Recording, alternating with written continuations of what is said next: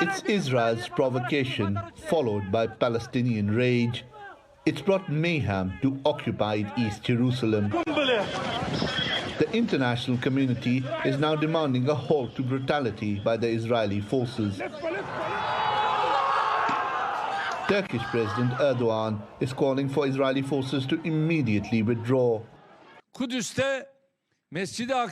want the heinous attacks on Al-Aqsa and Muslims in Jerusalem to stop immediately.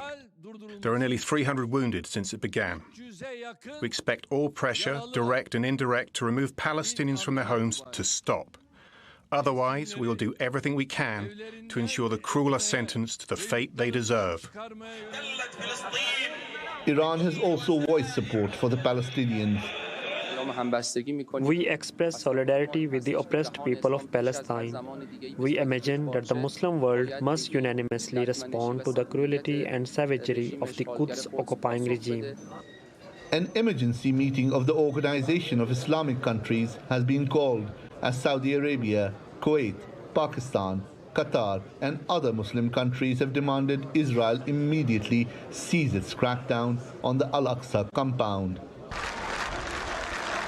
Jordan and Egypt, who have the closest diplomatic relations with Israel, have also issued statements saying Israel's moves undermine regional stability. While the UAE, which recently established diplomatic relations with the Jewish state amid much fanfare, has also condemned its action. Statements issued by the US and the EU have asked all parties to practice restraint. The Pope has also called for calm. While the clashes are continuing, a march by Israeli nationalists, which was due to pass through Muslim areas of the old city, was rerouted but has now been called off.